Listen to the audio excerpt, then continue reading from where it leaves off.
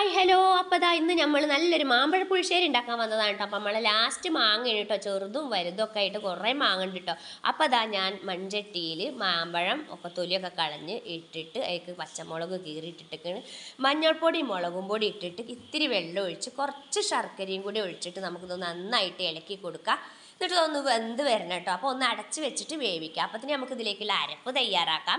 ഞാനിതാ നാളികേരവും ചെറിയ ഉള്ളിയും നല്ല ജീരകം പൊടിച്ചതാണ് ഇവിടെ ഉള്ളത്. അപ്പോൾ നല്ല ജീരകത്തിൻ്റെ പൊടി എടുത്തു, നല്ല ജീരകവും എടുക്കട്ടോ. എന്നിട്ട് ഇത് നന്നായിട്ട് കുറച്ച് തൈരും കൂടെ ഒഴിച്ചു കൊടുക്കട്ടോ. നല്ല കട്ട തൈര്, പുളി കുറഞ്ഞ തൈര്, അതും കൂടെ ഒഴിച്ചിട്ട് ഫൈനായിട്ട് നമുക്കിതൊന്ന് അരച്ചെടുക്കാം. എന്നിട്ട് നമ്മളെ മാമ്പഴത്തിലേക്കുള്ള ആവശ്യത്തിനുള്ള ഉപ്പ് ഏറരുത്, പാകത്തിന്.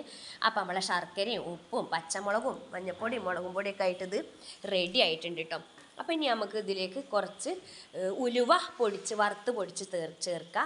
അതും കൂടെ ചേർത്തതിന് ശേഷം നമുക്കിതിലേക്ക് ഇതൊന്ന് ഇളക്കിയിട്ട് നമുക്കിതിലേക്ക് വറവിട്ടെടുക്കാം. കറിവേപ്പിൻ്റെ ഇലയും ഉണക്കമുളകും കടുകും ഉലുവയൊക്കെ ഇട്ടിട്ട് വറവിട്ടു.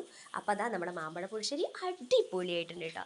അപ്പോൾ എല്ലാവരും ഇതുപോലെ ഉണ്ടാക്കി നോക്കണം, ഫീഡ്ബാക്ക് അറിയിക്കണം. വീഡിയോ ഇഷ്ടമാണെങ്കിൽ ലൈക്ക് ചെയ്യണം, നിങ്ങളെ അഭിപ്രായങ്ങളൊക്കെ കമൻറ്റിലൂടെ അറിയിക്കണം. അപ്പോൾ ഇങ്ങനെയൊന്ന് മാമ്പഴ പുളിശ്ശേരി ഉണ്ടാക്കി നോക്കിക്കൊണ്ട് നല്ല അടിപൊളി ടേസ്റ്റ് ആവും. അപ്പോൾ അടുത്ത വീഡിയോയുമായി വരുന്നവരെ എല്ലാവർക്കും ടാറ്റാ.